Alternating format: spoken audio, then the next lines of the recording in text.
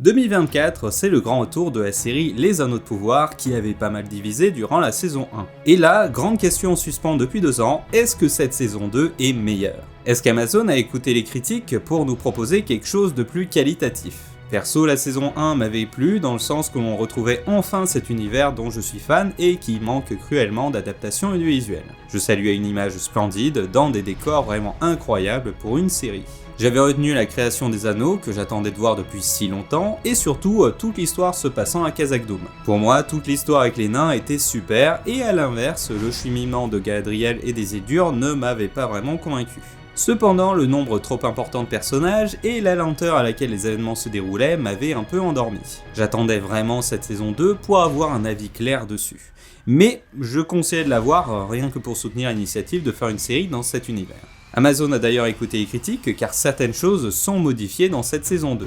Certaines pour le mieux et d'autres moins, notamment en termes de mise en scène et de montage. Et là vous allez voir, c'est assez étrange car les changements effectués font qu'il y a plus de rythme, ce qui est bienvenu. L'histoire avance enfin et ça à chaque épisode, et pas une fois de temps en temps. Éliminant ainsi beaucoup de phases de dialogue plutôt inutiles dont était surchargée la saison 1. Mais ça donne aussi un côté plus cheap à certains moments et on ressent encore plus le fait qu'on est dans une série télé. Ce qui n'est pas un compliment. Déjà, on aura des enchaînements de plans où l'on sent qu'ils ont été créés à la base pour être appréciés dans la longueur, mais qui ont été coupés au montage pour accélérer le tout. Ici, on aura un combat dans la forêt, plutôt simple, et pourtant, il y a ce plan zénithal qui est coupé et qui est en plein milieu du montage, ce qui rend le tout très fouillis, quoi. C'est surtout le cas dans les 2 premiers épisodes où tu sens qu'au montage, ils ont été coupés dans tous les sens, quitte à rendre ça bizarre. Comme ce travelling où tu sens qu'il devait être beaucoup plus long. C'est sur ce genre de cas où je sens Amazon derrière qui dit « Vas-y, cut-moi ça », ce qui rend les enchaînements de plans moins qualitatifs, moins fluides. Mais du coup, on a moins tendance à s'endormir devant, ce qui n'est pas plus mal. Globalement, il se passe plus de choses plus rapidement, ce qui fait du bien. Ou alors c'est moi, vu que maintenant je connais les persos, mais je pense pas, car toute l'histoire autour de Numénor, là aussi, aucun changement, je continue à ne pas réussir à rester attentif. Par contre, voilà, l'apparition de l'aigle, c'était cool, même si bien téléphoné, car 2 scènes avant, ils disent que s'il y a un aigle, ce serait un bon présage. Il est rare qu'un aigle vienne honorer un couronnement. La subtilité, encore une fois. Pareil pour l'apparition de Tom Bombadil, il y a un long plan sur son visage qui admire le soleil, du genre « Ah, que c'est bon de poser sa pêche de bon matin », et puis ensuite c'est « Comment vous vous appelez ?» Et là aussi, subtilité. Je m'appelle Tom Bombadil. La subtilité est en PLS total. Bon, après, la subtilité n'a jamais été le fort des séries télé. Parlons budget, car pour cette saison, il y a eu des économies importantes, et cette scène est un bon exemple. C'est censé être le couronnement, l'événement le plus important, tu vois, et on fait ça dans une pièce. Bon, c'est pas cher, Comparons ça avec la fin du 3. Franchement, c'est super voyant, surtout qu'aujourd'hui, ils auraient pu faire ça sur fond vert, et s'ils avaient pas le budget, il y avait qu'à supprimer l'attaque des morts vivants qui n'est pas très utile à l'histoire. Tout comme nos hobbits, qui durant la première moitié de la saison semblent avoir atterri là un peu par hasard, car tous les autres persos sont des persos importants. Et ils accompagnent un magicien qui lui aussi ne sait pas ce qu'il fait là. Tout ça dans un désert pour faire baisser les coûts. C'est pas cher, Par contre, lorsqu'enfin elles atterrissent ici, ça devient intéressant. Tout comme Tom Bombadil, je voulais voir ça et ça m'a happé, mais je m'attendais pas à le voir comme ça. J'avais une autre idée en tête lorsque je lisais les livres, mais bon, c'est pas grave, c'est un détail. Grosso modo, il y a un peu l'impression d'avoir affaire à une saison 1,5, car c'est clairement la suite, sauf qu'on a enlevé tous les moments de profonde réflexion et de discussion qui avaient tendance à endormir. Ce qui est bien. Mais du coup, comme c'est plus fouillé et plus quelconque, ça rend le tout moins exceptionnel. Après, c'est que mon avis, apparemment tout le monde a détesté car ils oublient tous que les films étaient adaptés des œuvres de Tolkien. Donc tu avais déjà une base créée par un génie de la littérature, alors que là, tu as juste l'univers qui est repris. Évidemment que ce serait moins bien, y a pas Tolkien derrière. À quoi vous attendiez? À une série où chaque épisode mérite un Oscar? Souvent revient le truc du ouais, y a pas suffisamment de batailles, blablabla. Mais... Genre dans les livres, y a très peu de batailles. Donc techniquement, ça se rapproche plus des livres. C'est les films qui ont rajouté énormément de batailles. C'est tout. Comme pour la saison 1, c'est toute l'histoire autour des nains que je préfère. Je sais pas exactement pourquoi, mais j'ai l'impression que c'est la seule histoire qui arrive à se rapprocher aussi bien de l'univers. Je suis d'ailleurs bien content que Galadriel soit moins présente au profit de Sauron qui a tendance à être une statue de cire lui aussi sans aucune subtilité. Je suis méchant car j'aime être méchant.